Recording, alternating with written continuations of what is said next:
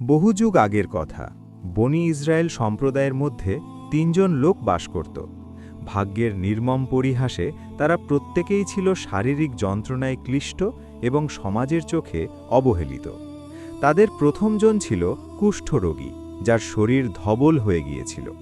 দ্বিতীয়জন ছিল মাথায় টাক পড়া, যার কারণে সে লজ্জায় মুখ লুকাত। আর তৃতীয়জন ছিল অন্ধ, যে এই সুন্দর পৃথিবীর আলো থেকে বঞ্চিত ছিল। মহান আল্লাহ চাইলেন তাদের পরীক্ষা করতে। তিনি তাদের কাছে মানুষের বেশে একজন ফেরেশতা পাঠালেন। ফেরেশতা প্রথমে কুষ্ঠরোগী ব্যক্তিটির কাছে উপস্থিত হলেন। তিনি জিজ্ঞেস করলেন, এই পৃথিবীতে তোমার সবচেয়ে প্রিয় বস্তু কি? লোকটি দীর্ঘশ্বাস ফেলে বলল, সুন্দর গায়ের রং আর সুন্দর চামড়া। এই ঘৃণিত রোগটির কারণে মানুষ আমাকে এড়িয়ে চলে, আমাকে ঘৃণা করে। ফেরেশতা তখন পরম মমতায় তার গায়ে হাত বুলিয়ে দিলেন। মুহূর্তের মধ্যে তার রোগ নিরাময় হয়ে গেল। তার গায়ের রং হয়ে উঠল উজ্জ্বল আর লাবণ্যময়। ফেরেশতা পুনরায় জিজ্ঞেস করলেন, সম্পদের মধ্যে তোমার কোনটি সবচেয়ে প্রিয়? সে উত্তর দিল, উট।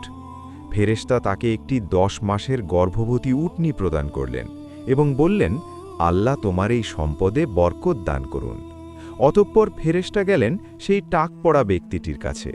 জিজ্ঞেস করলেন, তোমার সবচেয়ে কাঙ্ক্ষিত বস্তু কি? সে বিষণ্ণ মনে বলল, সুন্দর চুল। এই টাক মাথার কারণে মানুষ আমাকে নিয়ে উপহাস করে। আমার এই ত্রুটি যদি দূর হতো। ফেরেশতা তার মাথায় হাত রাখলেন। আল্লাহর হুকুমে তার টাক দূর হয়ে গেল এবং মাথায় ঘন কালো চুল গজাল। ফেরেশতা জানতে চাইলেন, সম্পদের মাঝে তোমার কি চাই? সে বলল, গরু। ফেরেশতা তাকে একটি গর্ভবতী গাভী দান করলেন এবং বরকতের দোয়া করে বিদায় নিলেন। সবশেষে ফেরেশতা উপস্থিত হলেন অন্ধ ব্যক্তিটির কাছে। তাকেও তিনি একই প্রশ্ন করলেন। অন্ধ লোকটি বিনীতভাবে বলল, আমার কেবল একটাই চাওয়া, আল্লাহ যেন আমার দৃষ্টিশক্তি ফিরিয়ে দেন, যেন আমি মানুষকে দেখতে পাই, আল্লাহর সৃষ্টিকে দেখতে পাই।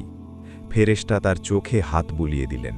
সঙ্গে সঙ্গে তার চোখের মণি উজ্জ্বল হয়ে উঠল, ফিরে এলো দৃষ্টিশক্তি।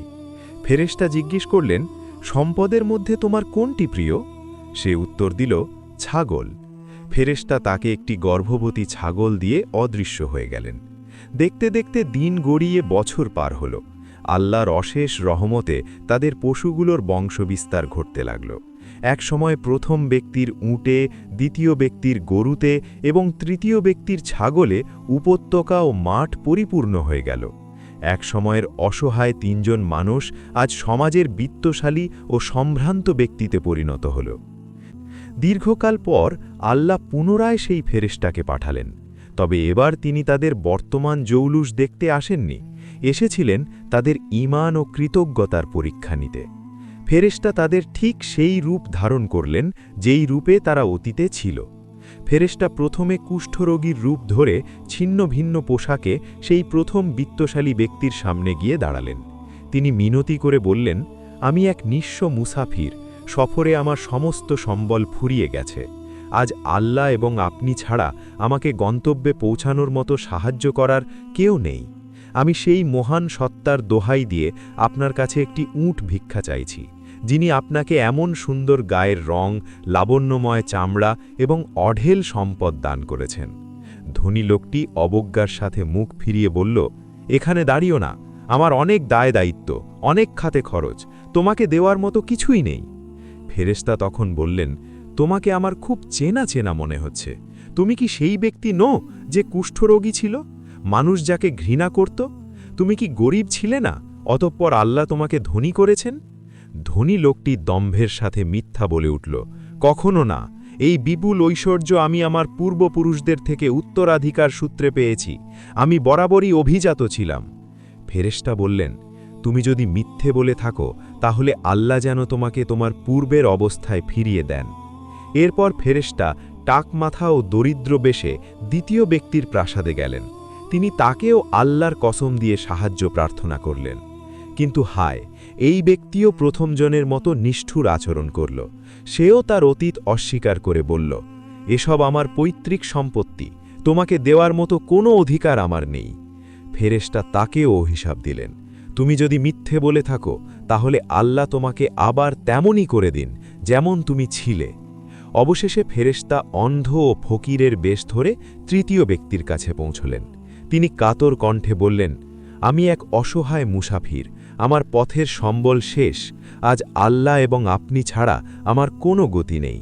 আমি আপনাকে সেই আল্লাহর কসম দিচ্ছি যিনি আপনার চোখের দৃষ্টিশক্তি ফিরিয়ে দিয়েছেন।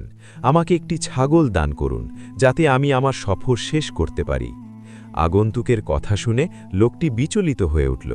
সে বিনয়ের সাথে বলল, ভাই, আপনি সত্যি বলেছেন, আমি সত্যি অন্ধ ছিলাম। আল্লাহ দয়া করে আমার দৃষ্টিশক্তি ফিরিয়ে দিয়েছেন। আমি নিঃস্ব ছিলাম, তিনি আমাকে ধনী করেছেন। আল্লাহর কসম, আজ আপনি আল্লাহর সন্তুষ্টির জন্য আমার পাল থেকে যা ইচ্ছে নিয়ে যান আর যা ইচ্ছে রেখে যান। আপনি যা নিয়ে যাবেন তার জন্য আমি আপনাকে বারণ করব না, কোনো কষ্ট দেব না। তার এই বিনয় আর কৃতজ্ঞতা শুনে ফেরেশতা প্রসন্ন হলেন। তিনি বললেন, তোমার সম্পদ তোমার কাছেই থাকুক। তোমাদের তিনজনকে মূলত পরীক্ষা করা হচ্ছিল। আল্লাহ তোমার উপর সন্তুষ্ট হয়েছেন, আর তোমার অকৃতজ্ঞ দুই সঙ্গীর উপর তিনি রাগান্বিত হয়েছেন। কৃতজ্ঞ অন্ধ ব্যক্তিটি আল্লাহর রহমতে তার সম্পদ আর সম্মান নিয়ে বাকি জীবন কাটালেন, আর মিথ্যাবাদী আর অকৃতজ্ঞ বাকি দুজন আবার তাদের সেই আগের রোগাগ্রস্ত ও দরিদ্র অবস্থায় ফিরে গেল। এভাবেই আল্লাহ কৃতজ্ঞদের পুরস্কৃত করেন এবং অহংকারীদের ধ্বংস করেন।